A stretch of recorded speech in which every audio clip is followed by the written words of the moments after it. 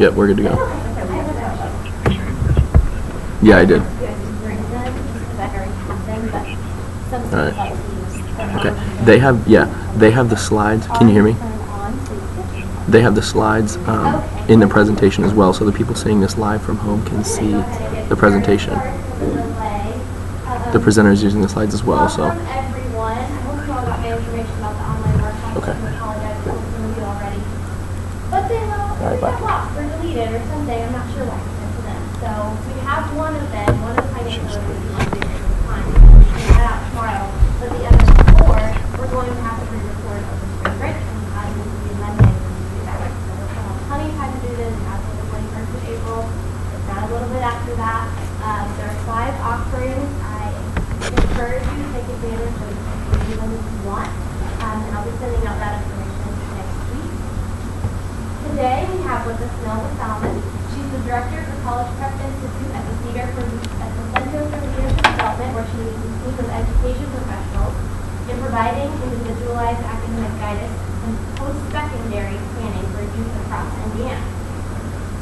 She's been an educator for over 10 years, serving in public, private, and higher education roles. She's passionate about serving the community. She relishes her time as a volunteer tutor and workshop presenter, as she is here with us today, writing coach, speaker, and a host of roles within the church Heartland Trust.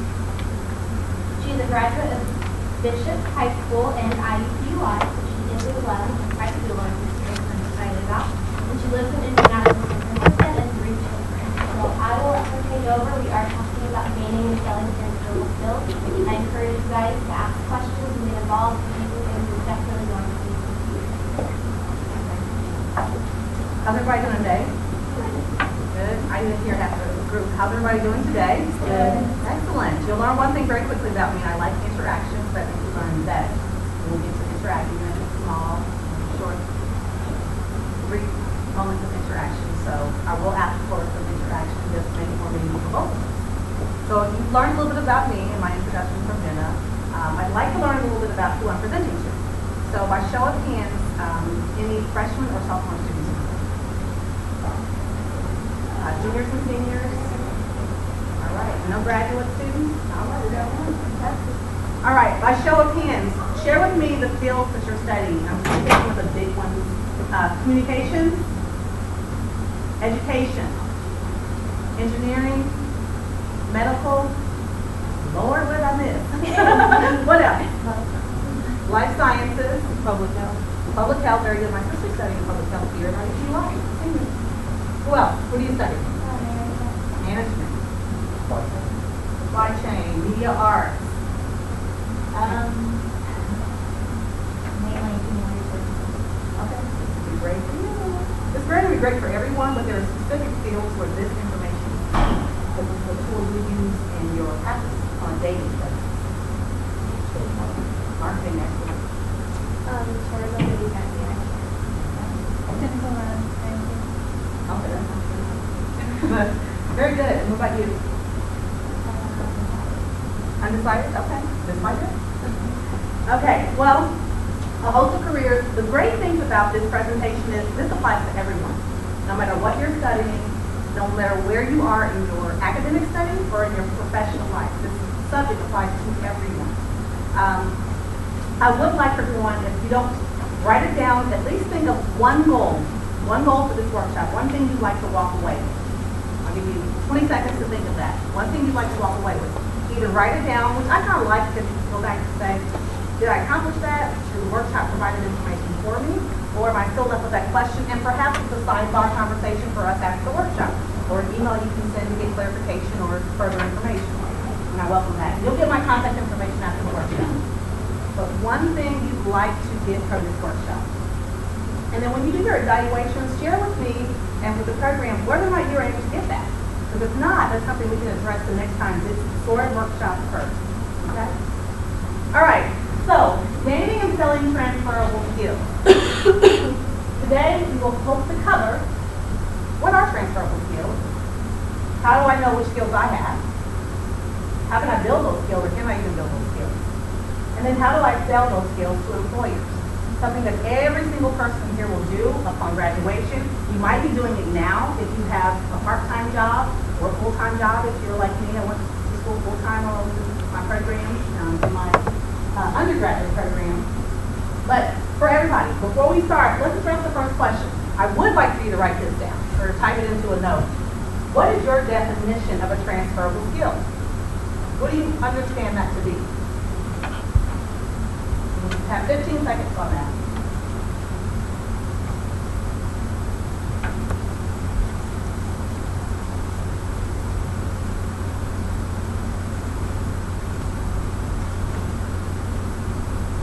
I went to a workshop one time, and every time she gave us a break to think about something or discuss something, it was always a weird number like, okay, I'm going to give you 93 seconds to think about that. Okay, I'm going to give you 48 seconds to think about that.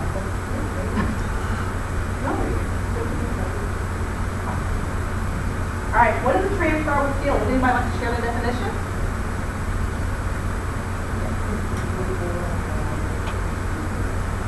Excellent. Definitely transferable skill definition. Anybody else? I'm sure you're right. We know more about this than we probably realize. What are transferable skills? Transferable skills are skills learned through various personal and professional experiences, certainly not limited to one field, certainly not limited to one profession. And it's a skill that can be taken from one job to another. Something you apply successfully from one career to another, even one role to another within your field of study. So which one do I have? That's the most important question I think that we're going to ask today. Which skills do I have? Because if you understand the transferable skills you possess, you know how to sell yourself. You also know what you have to work on. So, for us to understand what skills we have, we're actually going to assess ourselves. Now, the reason I'm giving this to you in paper, I want you to keep this with whatever you use, just take a couple and pass them back, whatever you use to create resumes. For every position you apply for, you have a different type of resume. So there's a front and back side. There's a front and back side to this because at one point, you'll need to use several of these on several different resumes. If you have the same resume for every job you apply to and you get none of those, that's called blue eye. Because every field and every type of responsibility requires something different. So what I want you to do on there is go through the list and check every single transferable skill that you believe you possess. You'll use this later. Check every single one you believe you possess. I'll give you 93 seconds to do so.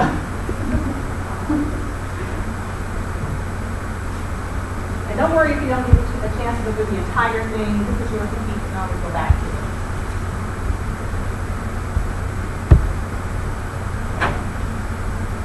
And 84 seconds left? No.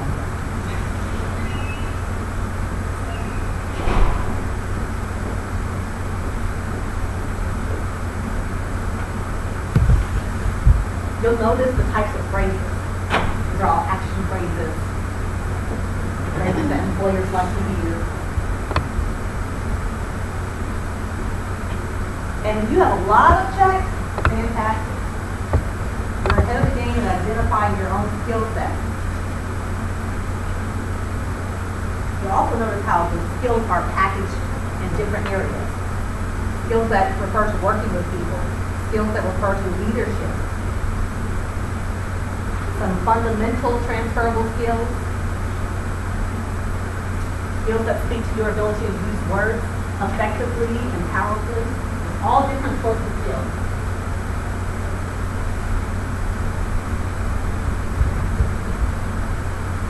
All right, about 20 more seconds and we're going to move to the next.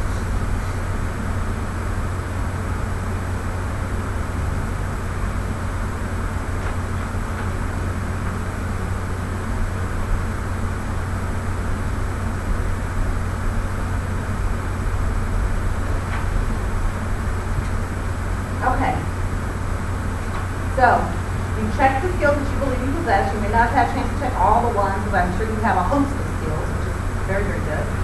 But the next step in this process is to understand, okay, I know I have these skills. To what degree Do I feel competent to apply these skills effectively? That's what your employer wants to know. To what degree can you apply this effectively? We're going to go to this website and we're going to test just that. How strongly do I feel I am in each of these areas? So we're going to go to this website. This is from the University of Minnesota. They have a fantastic transferable skills checklist, survey, assessment. And it kind of helps you identify where you're strong and some areas where you may want to develop stronger skills. And we'll talk about what those things mean.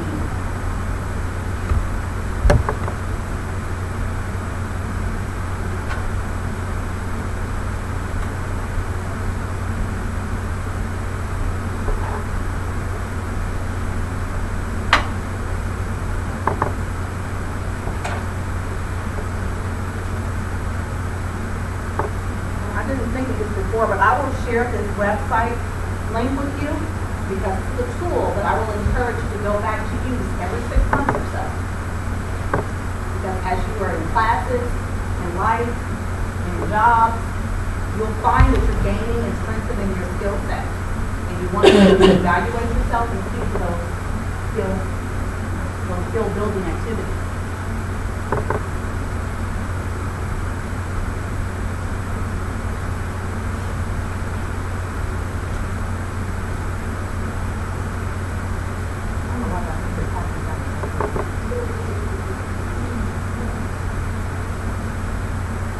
Anybody there? The assessment only takes about 3-4 minutes.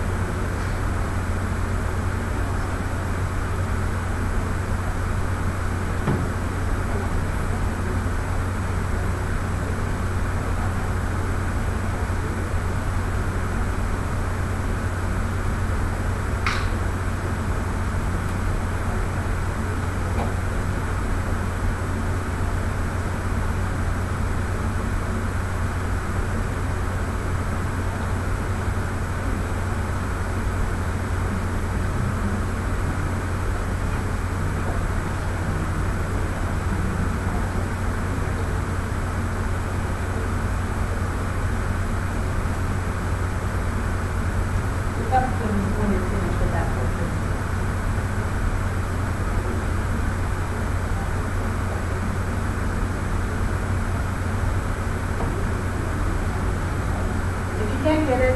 Jenna's put it on my course and you'll be able to access it because I really think it's a great tool for you to assess your skill level. And the only way this will work though is if you are really honest with yourself, with where you are in skills and not where you want to be. And remember, this is the point of growth. And often, if you give yourself a higher score, you may put yourself in a position or apply for a position and may get it that requires that you show a really high degree of competency in that skill, and you may not have it. And you don't want to put yourself there because it also puts your professional credibility at stake. So being very honest with yourself about where your skill level is. I'm going to move on so we don't spend too much time. For those of you who can't log in, we'll be able to give you the website so you can try to play it in the business or the career effect. So when I did my last, my very first one last fall, in September 2013, I scored myself, and I think pretty highly of myself. And I've had really good professional experiences, so my scores were such compared to what you have. I got 35 out of 39 on communication. You see the percentages.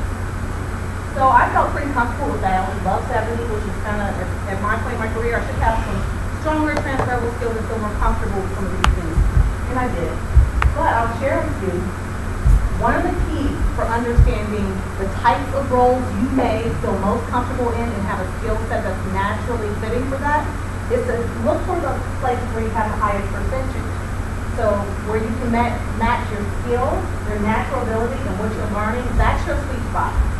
So when I tested myself again this month, in March, well, last month, my highest score was in organization management and leadership, which matches my current job. I'm a director, I'm in management, I'm in leadership in my organization. So because I felt strongest in that particular area and was very honest with myself that there are some things that I don't do as well, like the workplace survival. There was some need to improve in that area. But I was strongest in that area, so it makes sense that I was in that particular field that I'm in now, in the position that I'm in particular. When I did it this year, this was my score.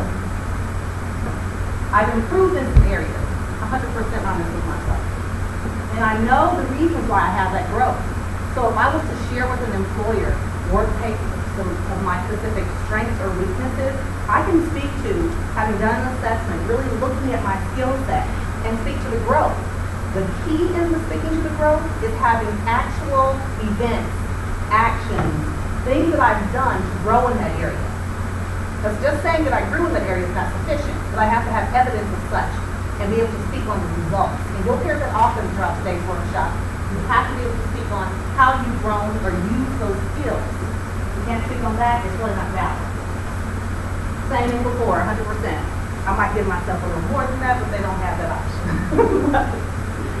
but this will also be a huge factor in you being able to sell yourself for promotions, to sell yourself for any advancement, even to have a specific project given to you as opposed to a colleague. These things matter. Some of the things that I want you to pull from that assessment. Look for strengths in multiple areas. Your highest percentage is your sweet spot. Those are the things that you probably do naturally and you build more practice in over time. And remember, there's some areas where you might have skills, but there's no passion. That's going to lead to workplace boredom, wanting to switch jobs often, and you might see a pattern in that now. It may be the case where you feel trapped and unhappy in a particular position. And that in itself can be an issue because, again, you're building professional habits.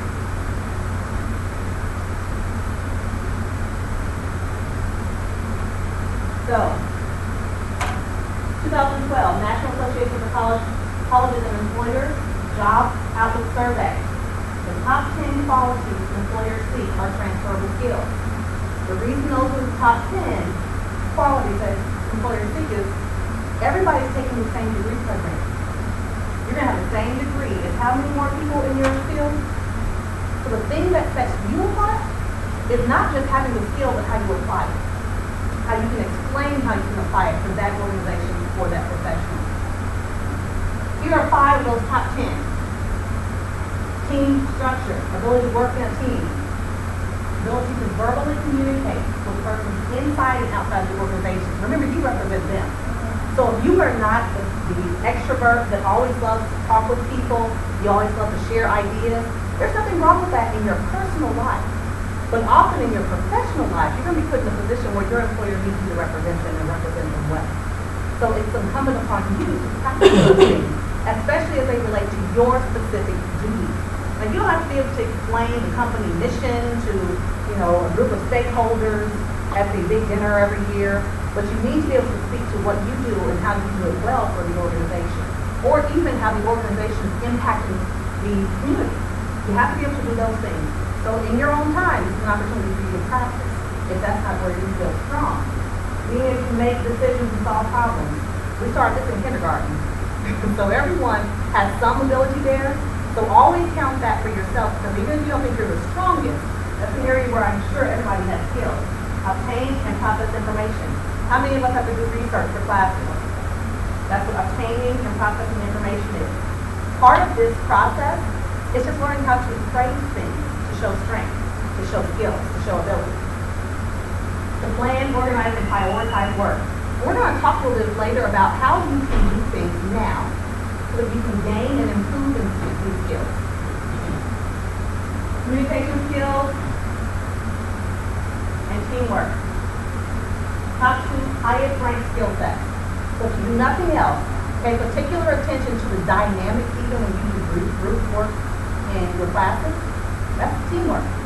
Pay close attention to who becomes the leader, how they organize the followers, how you fit into that puzzle, what role do you play. Being able to translate that in an interview is powerful, especially if you're working for an up-and-coming company who's very non-traditional in how they do things. And they want the employees to have a lot of group work to get things done. You have to at least be able to speak to how you behave in those situations to tell the employer, I know this is non-traditional, I have great experience with this, and let me share with you some examples of that. See, even if you don't have a job while you're in class, you still are practicing and building these skills. So learning how to paint that picture for when you want to get a job is essential. Last 5 those top 10 skills. Ability to analyze and analyze quantitative data. Tell me how many of you,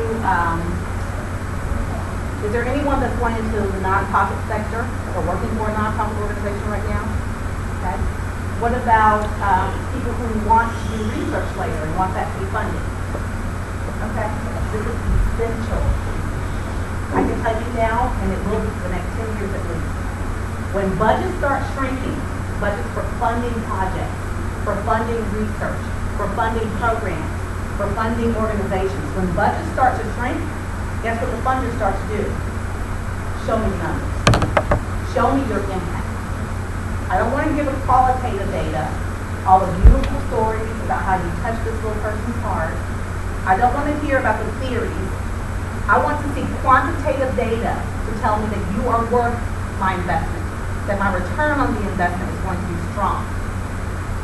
Even in corporate America, it's all about the numbers. How are you going to improve productivity? How are you going to be able to show that what you know and what you can do and what our company does can grow? Quantitative data. So what you're learning in terms of taking your research and transferring it from qualitative to quantitative, take it very seriously. That's a skill set that's in high demand. I'm a school counselor by trade, master's in school counseling, 89 years ago now, here at Iupui. The one thing we don't learn a lot about is how to quantify what we do as counselors. So on an association level, that's a big conversation. How do we take what we do with students and quantify it so that A, we can get more respect for our field? We can convince principals to stop using us for the catch-all. So if you have counselors who have a skill set in this area, they're very valuable to the cause. If you have a counselor that has a skill set, even the principal wants to see you because he knows he can get grant funds. So this is a very important skill, really no matter what field you're in. Proficiency with computer software programs, that's a given. Age of technology. Even we have new technology just for today's workshop. It will always change, it will always grow. Keep an open mind to that. Because at some point you'll reach my age. And you'll have to be faced with technology that you're not as familiar with. So keep an open mind to that. That's always a benefit to an employer. Because guess what they want? They want you to have 1 million transferable skills in that one person that can use them for 15 different jobs. They want you to wear 15 different hats and pay you for 2. It's a guarantee you're going to wear two. But they want you to have a various skill sets so that they can use them all. But you're more valuable when you have those different skill sets also. You're much more marketable than your counterpart who's shut off, learning more, and showing other people more. Ability to create and write and edit written reports. My very first day in my current job, I was asked to write a report on software in a program I had never seen before. Never seen, no joke. I stayed until midnight writing a report. So I had to read the assessment, read about the program, and then produce a report. And because I told them I had a master's, I was an excellent writer, I've done reports before, they said, okay, we'll jump in first day and do a report. I rocked it out. But I had to hold true to what I said in my interview and what I said on my resume. So that's something that can absolutely happen. The ability to sell and influence others. Everybody who's not in sales as a career, they'll say, oh, I don't like sales. I don't enjoy funny things.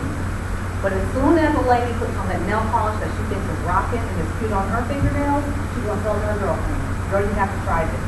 Or that perfume that smells so great. Or that one store that has the best deals. You're selling it. So if you are able to sell those things that matter to you, you can sell. Now you don't have to profess to be the world's greatest salesperson and your numbers are always this and you can achieve these goals. But you're going to have to sell.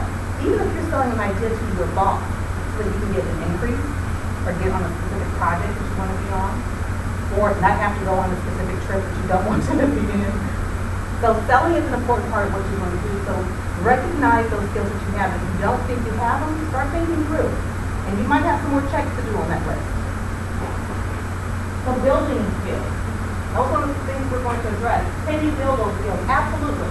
So the list that you have, I want you to circle what you believe is your top 10. So these are the things you feel most comfortable doing, the things that you enjoy doing the most. So you might have a skill where it's easy, you can talk with other people, you know how to communicate well, but you don't feel very comfortable doing it. But you'll do it if you're called by your boss to present something as a part of your program team meeting. So that wouldn't be my top. So I'm going to do it, I can't do it, so the top 10 things that you start with. You don't have to write more than 600 pieces of paper. I'll explain that process later.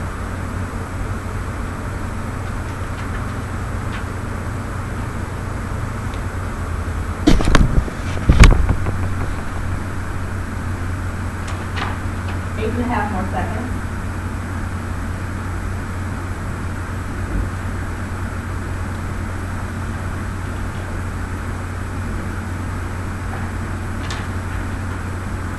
Top 10. By the way, these top 10 that you circled should be on your resume. If they're not on your resume, they should make it there tonight.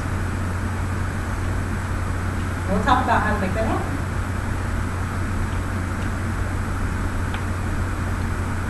Did anybody in the first exercise of checking those skills, did anybody realize, oh, I didn't even think about that, I have that skill? Anybody had that aha moment like, oh, I never really thought about it. That's one of my goals for you, is for you to identify these specific skills that you never even thought were a skill necessarily. It's something you do.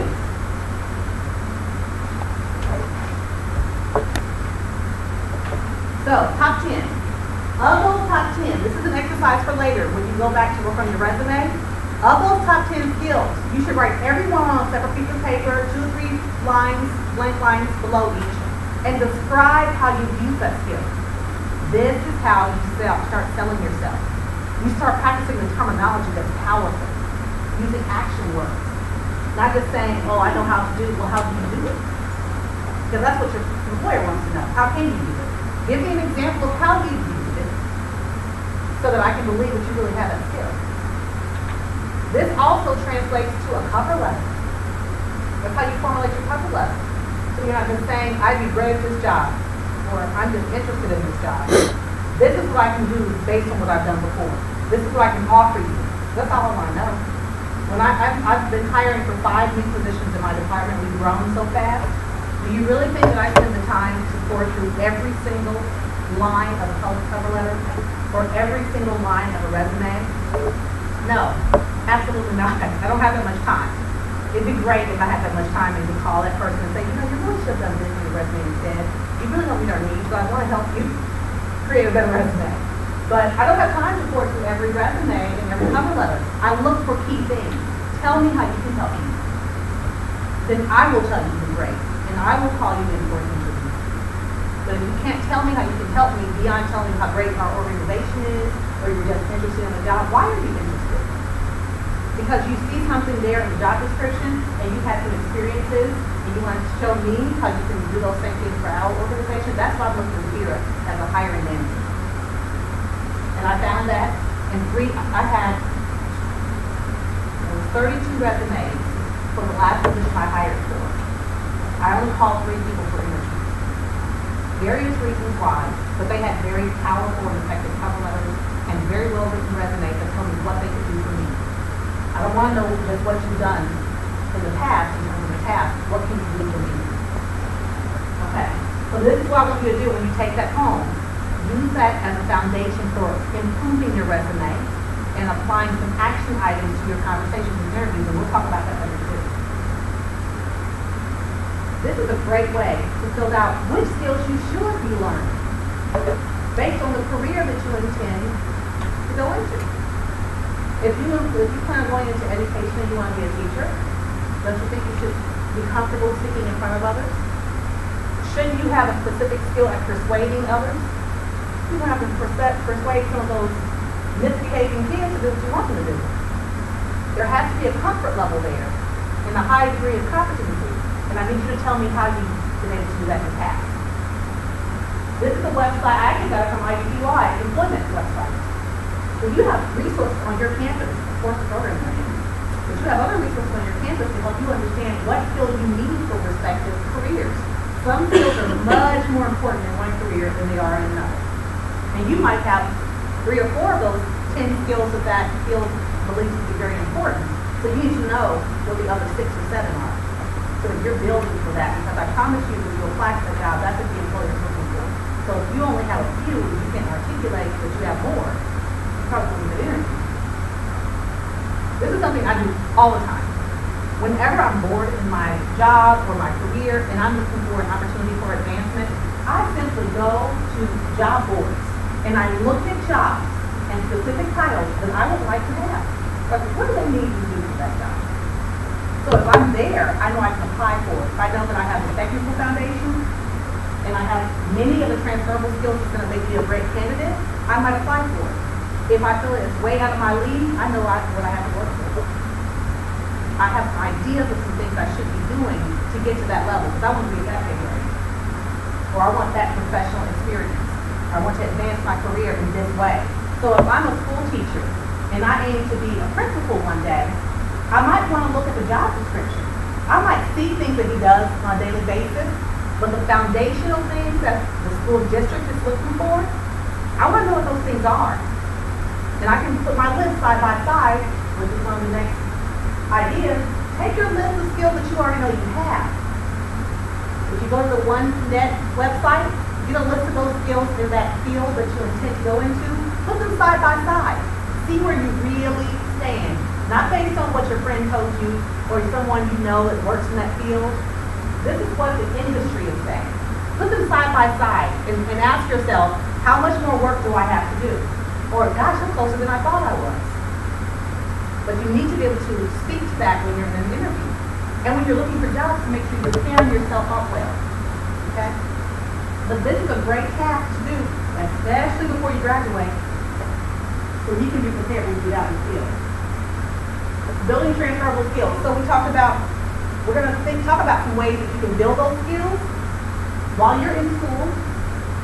So if you want to demonstrate organizational leadership skills, this is one way you can do it. And how easy is that? Join an association. Volunteer to run a big event. If it's not fundraising, because that's not your thing, volunteer to organize something else for the group. Even within your own discipline, within your school. Volunteer to do something so that you can show that you're well organized. You can pull a team together. You can give clear directions. You can even introduce some more titles like project manager. You can ensure that the job is done in a timely manner and be a leader. Even if you don't understand the field, But project management is about skills. It's not about the technical so much as being able to lead people. Offer to work with a long-term biblical client. Let's say you're a tutor. You're a tutor here on campus. And there's a student that always comes into the tutor center. And no matter what you tell them to do, they don't do it. And they come back wanting help on the same thing over and over again. I say that because I've run into that before. I've had students that have come in for writing critiques, and I give them all these great ideas, and I mean, I murder that paper. I just slice it all up with ideas and cross this out, leave this, rewrite it, and do it from this lens. They come back with almost the same paper. Offer to work with that difficult client to show that you are a critical thinker, that you're able to soothe that faculty and get them to stay with the company or the organization. That's some powerful skills, especially graduating. If you can graduate from college with some of those skills, you're a little big dog there. Because a lot of times leadership is about working with those difficult people and those difficult projects and still having success. So why not practice it now and be able to speak to it then? Become a board member of an association. This really isn't that hard. Unless you're trying to get an association that requires professional credentials. This really isn't that hard. It's really about your involvement. So dedicating yourself to an organization, not 15, where you're just spaced out and doing a little bit of everything and no one really gets a chance to see your skill set, because part of this is you're building references to attest to your skills. So those references will say, yeah, I've seen her resume, I've seen her in action. Wow, she was an effective leader. She's able to galvanize the group and get things done in a way that I've not seen a person of her age or his age or of their lack of experience, but gosh, they are so confident they can just fly. You're building references to attest to the fact that you do have these skills. Selling your skills. Most people need to identify 10 to 20 skills. And if you know how to communicate those skills, it makes a difference in your marketability and your colleagues getting that job. One thing I want you to take away from this, when you have your list of skills, if you do nothing else, if you don't even write anything out, at least verbally practice how you're going to deliver the message of who you are and why you should be chosen over a colleague. Because I promise you this, if you're going against me, I'm practicing. And I plan to wow them. So remember, this is a competition. Life in itself, the workplace is a competition. Who's going to show out the most? So have it on your resume, but please practice it. Practice delivering that message, because you want to use jargon that's familiar in your industry. You want to be able to speak their language so they feel like you can just ease right into that position and be part of that team and be a part of their success. So you practicing it, being able to identify it, that's so effective. Another way you sell your skills, we talked about this from the beginning, your resume.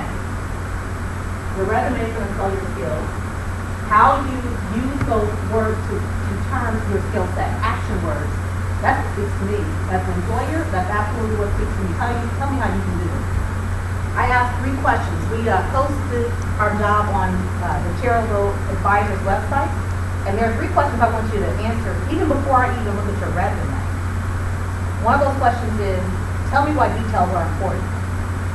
And if you don't answer that well with action words, that tells me you've not been in an opportunity or had an opportunity or been in a situation where details were so critical that made or that stopped your project from advancing. If you've not had that experience, I can't use you, because so much of what I do is so detail oriented that I need you to have practice before you come into my arena. There are a lot of dollars associated with that. In my department alone, based on the detail and the data management and being able to analyze data, action words, based on those things, we were able to earn, or not earn, we received $570,000 in grants last year. $570,000. That's because of the action. That's because of the detail. That's because of the ability to analyze data. So if I bring someone on, I need to be able to jump right in. Everything I do as a nonprofit is based on me being able to present my case. Provide clear examples of using your skills in the interview through stories. I told you a couple stories today after that. Those things you probably will remember more than anything. That's just the nature of people. We remember stories. Good and bad, funny, sad, we remember stories. The key is for you to practice your story to get a few specific points out. Not rambling on, not really filling it with a bunch of emotion. You want to tell the employer how this is going to impact your work in their arena. okay? It's not about just having fun. There's a purpose to the story. Stories help them recall impact. They'll remember key things. This is just how we are as listeners. We'll remember key things from those stories. This is one way for you to get that done. SOAR, it's an acronym by robertgerber.com. This is a fantastic and simple way for you to get your stories out and make sure you can sell yourself well, sell those skills well, and hit on those points that are most important for employees. SOAR, situation. The S, describe a job by outlining the situation when you began, making it interesting. Please not long and drawn out. This can be a 2 to 3 minute process for the entire SOAR. The company recruited 5,000 people a year, but never had a training program. Tell me the situation, you set me up for what's going to come next. The O, you saw an opportunity to diversify the company's services while meeting an internal need. So you told them 2 things. You're going to help them produce a new product and meet an internal need. You're valuable to me. Very valuable to me as an employer. Look for opportunities. And employers want to know that you have the skill set to look for opportunities, not just to advance yourself, but to advance the company. The A, action. This is the most important part of SOAR. The action is what brings about the results. The action tells me really what kind of professional you are, what skill set you have beyond the technical. Remember, several people will have your same degree. There are multiple school counselors across Indianapolis and the country, even in Europe, because I applied for the position overseas. I know. But there are multiple school counselors. So my skill set and being able to describe how I can apply those skills is what sets me apart. I created the firm's first training course, which was staffed in 20 years in 57 markets. That's showing impact. That's showing how I took that situation and the opportunity that was presented because I noticed it. Thinkers. Employers want thinkers. Trust me, I do not want to hire someone that I have to tell them every single step. That's not my goal. Let's raise some kids. And I have 3 in my home already. I don't want any more. But if you can think through it and say, oh, this is going to be beneficial to them. This will also advance my career. It also is another piece on my resume. A lot of benefits there. Results. Results relate what occurred. Again, we're quantifying. The firm was able to bring in recruits who produced within 4 weeks. In the following year, sales by newcomers accounted for $3 million. Your employer loves you. You are indispensable. You are now on the move to become a leader. But you didn't just come in with an idea to advance your career. You just helped the company make money faster. Whole lot of things that can be done with a person that thinks in those terms. A lot of things. Indicate positive things you've done to help the organization. Because in the end, isn't that why they hired you? It's not just about your personal satisfaction, being able to achieve a goal. It's how can you help me? So, the things we want you to walk away with. One of the most important parts of identifying your skills is making sure you're building on them. Just because you took an assessment and you identify what skills you have, those skills have to be sharpened. Become very good at those things. I was told when I was in 8th grade that I was a good public speaker. If I rested there, I probably would have still been a good public speaker, but I would never have become a great public speaker. I'd never be asked to be a good keynote speaker because I've not had any practice. I'm not trying to build on that skill. And especially as you grow in your industry, it is expected that your competency is only strengthened year after year, that you're going for professional development, that you're doing further research, that you're taking on projects that can build that specific skill. It's expected. And what you'll find if you don't focus on building that competency is that you'll be left behind. And those who are willing to put in that time to become stronger in those areas, or those who weren't as strong in those areas as you were, when they put in the time, they'll surpass you. They will become your boss. Okay? Reassess your skills every 6 months. Remember the 2 screenshots I showed you my skills assessment in September and the growth in 6 months? If you don't reassess your skills, you know what happens? When you are ready for a job change or a role change, you have to sit down for several days and say, now how am I going to redo my resume? What did I do last year? I can't remember. Reassess every 6 months. You should be updating your resume every 6 months with how you increased skill in a specific area or gained new skills. You should also be reassessing what skills are important in your industry because it changes. Okay? In nonprofit, you know what used to be one of the most important skills? To be able to write a good story. Tell the story of our mission and how we're satisfying that mission in the community. That's not important anymore because funders don't want to hear stories anymore. Now what's important is having experience manipulating data. If you know about software, SS, ES or something, yes, I don't know it. So I'm lagging behind, but I've learned what that is, and I'm looking at ways in which I can learn how to use that data, that software. But it's all about manipulating data. So now, nonprofit organizations want to know, can you manipulate data? Give me an example of how you've done that. And if you can't, you're not as valuable as the person who can do it. Because then you have to hire a consultant to do that. But if I can do that internally, that saves you money. And that ensures that I'm going to be able to take all this qualitative information and turn it into quantitative data, increase my funding. But if you're not constantly asking the questions of how is my industry changing and what new skills do I need to acquire, then you're going to be left behind. Knowing your value. Everything we've done today in assessing which specific skills you have tells you more about your value. If you can't sell yourself, it'll be the difference in you making $10,000 less than your colleague who's in the exact same position.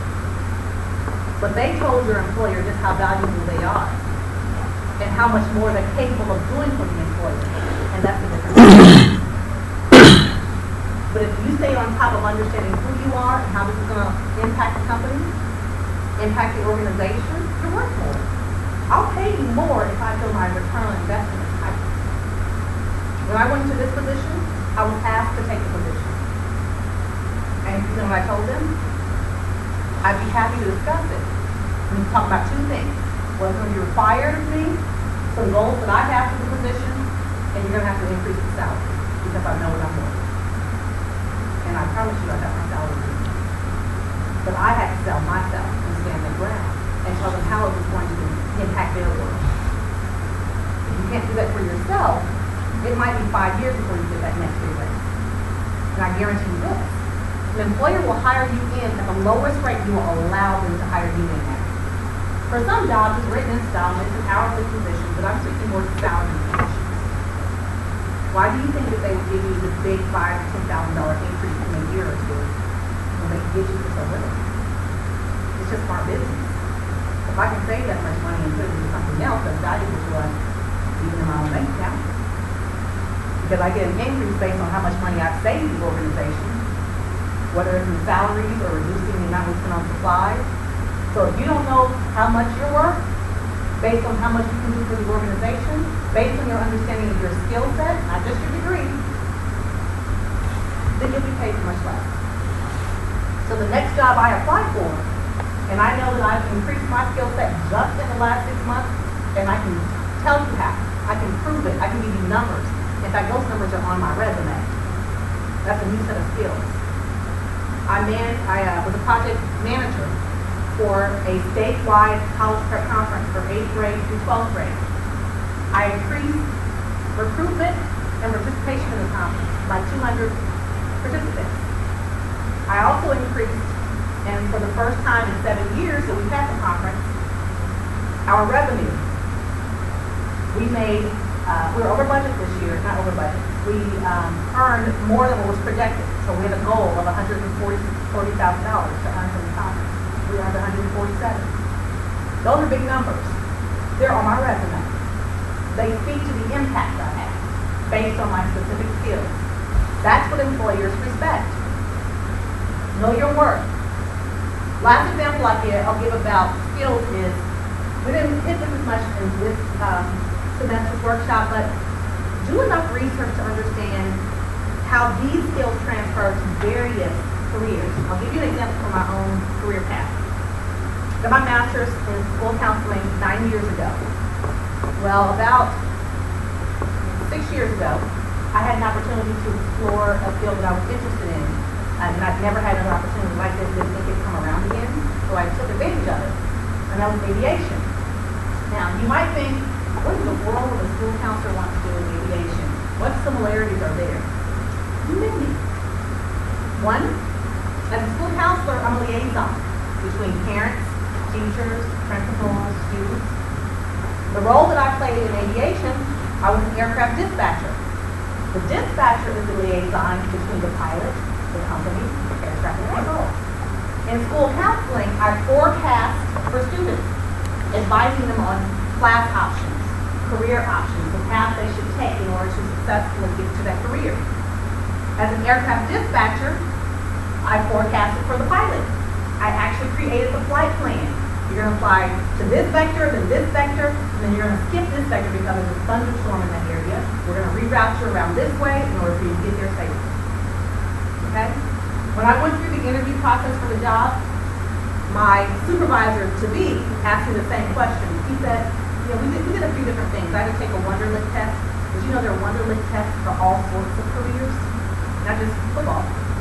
But I took a Wonderlic test. Once I passed that, I had to do a one-on-one interview. This is where I sold my skills and put myself on the path to management in a field that I've never even studied. And I'll tell you how. He asked me, you're a school counselor by trade, you're a master's in school counseling. Why would you want to go into aviation? Where's the draw there? I don't see any similarity. And I explained to him just what I explained to you. Those are transferable skills that I could easily go in applying because I was strong in those things.